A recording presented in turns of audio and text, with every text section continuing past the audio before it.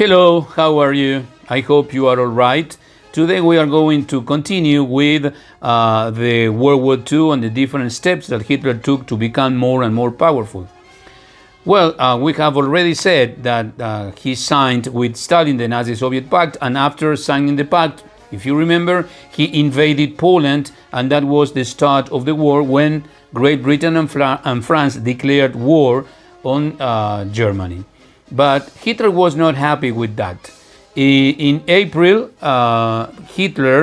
April 1940, Hitler decided to extend the German Empire in the Western Front. So he decided to invade Denmark and Norway. It was easy for the German troops to invade Denmark because the Danes capitulated practically immediately. The Norwegians decided to fight. Although Great Britain sent armament and some backup in order to resist the attack from Germany, the Norwegians could not defeat and could not cope with that situation. So in April 1940, Hitler already annexed Norway and Denmark. That was not enough for Hitler because he decided to go further, and he went to invade the Netherlands and Belgium. Well, the Netherlands fought for a couple of days, 4 or 5 days, and then they surrendered because the German army was very powerful. But the Belgians decided to fight.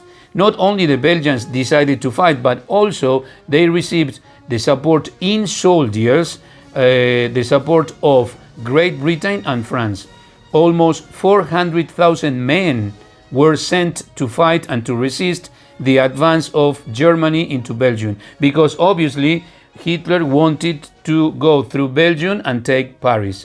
But what happened? The Belgians could not resist anymore because the German army was very, very powerful, and they surrendered. The King Leopold said that it was not worth to continue fighting because they knew they were going to be defeated, and that paved the way for one of the most important turning points in the war. What happened? Well, the German troops advanced, and the British soldiers came back to France, and they were trapped in a beach called Dunkirk.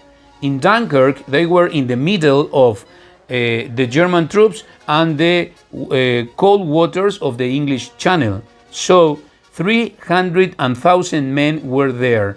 That was a turning point because at that moment Great Britain was at the point of losing the complete army, her complete army. So it was going to be a disaster. So what did Winston Churchill? Churchill was the prime minister that replaced Neville Chamberlain.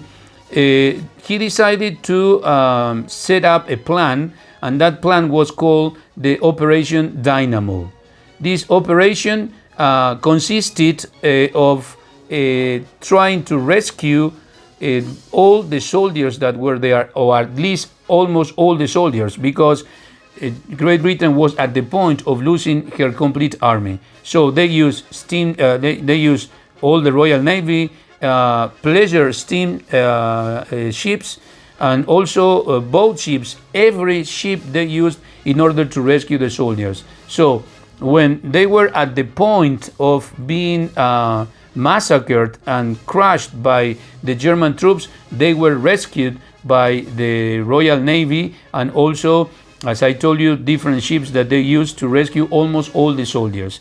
That is why we have that saying in Spanish: soldado que huye sirve para otra batalla. Okay? And well, they escaped, they ran away, and they came back later with the Battle of Normandy and defeated the Germans. But that is something that we are going to talk later. So Dunkirk was one of the turning points in the war, because had not it been for the Royal Navy, and had not it been for this Operation Dynamo designed by Winston Churchill, Great Britain would have lost all her army, and of course Germany would have won the war, and the world today would have been different.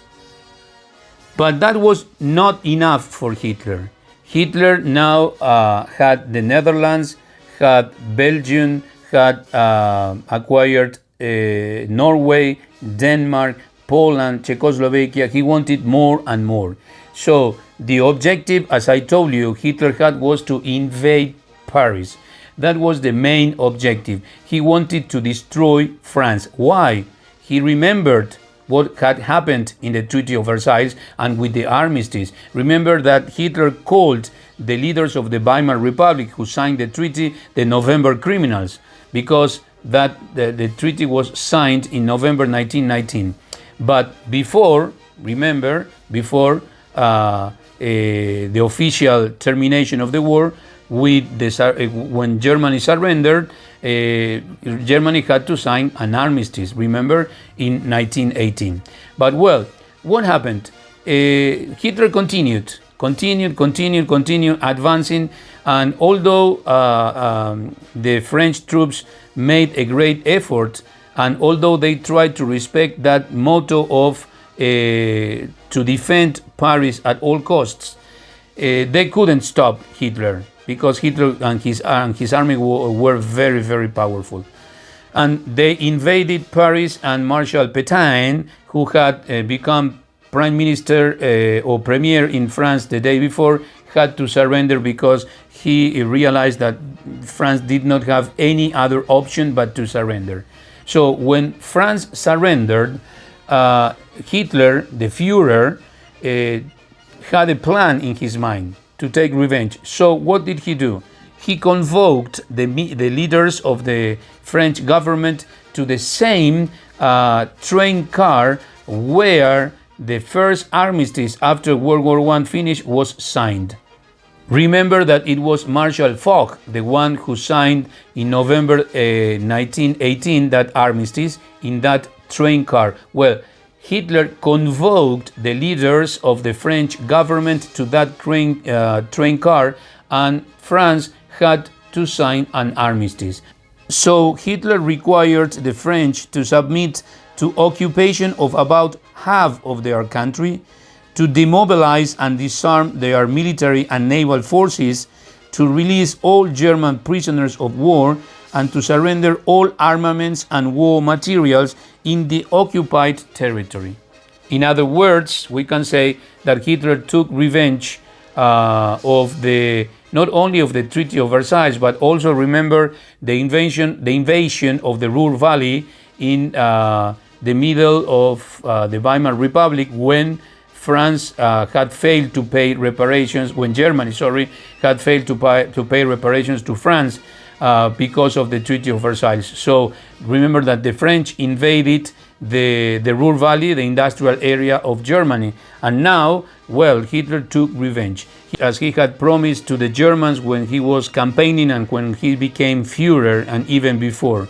Moreover, the Eiffel Tower, for example, changed because it was not the French flag anymore, but the swastika, that is to say, the German flag of that time, because remember that the swastika, which was the Nazi flag, replaced the German flag. So Hitler took revenge, and France was in the hands of Germany and Italy, because the southern part of France was given to Mussolini, because remember that Mussolini and Hitler were friends. Well, we are going to continue next class with the Battle of Britain and the steps towards the end of the war, and the intervention of the United States in the war with Pearl Harbor, and also the Japanese involvement in the war. See you next class. Bye bye.